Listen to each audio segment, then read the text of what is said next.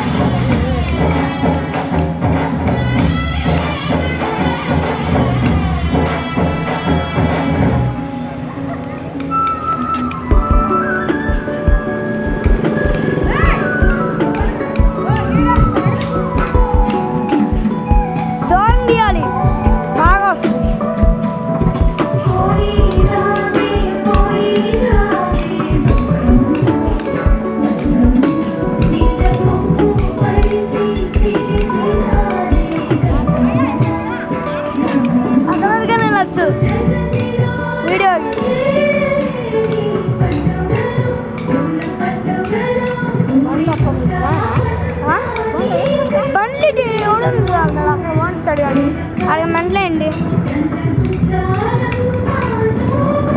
ఇదంతా అర్థంగా నేను చెప్తా.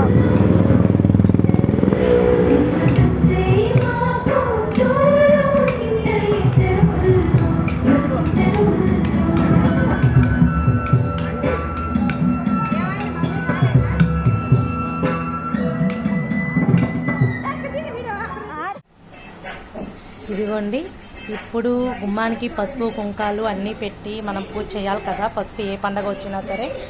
సో గుమ్మానికి పూజ చేసిన తర్వాత ఇదిగోండి మా దేవుడు ఎలా ఉన్నారో చెప్తారా?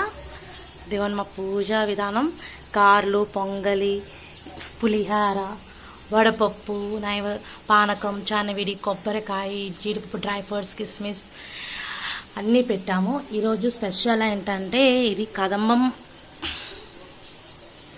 కదంబం పువ్వు అంటారు. అమ్మవారికి చాలా ఇష్టమైన పువ్వులు.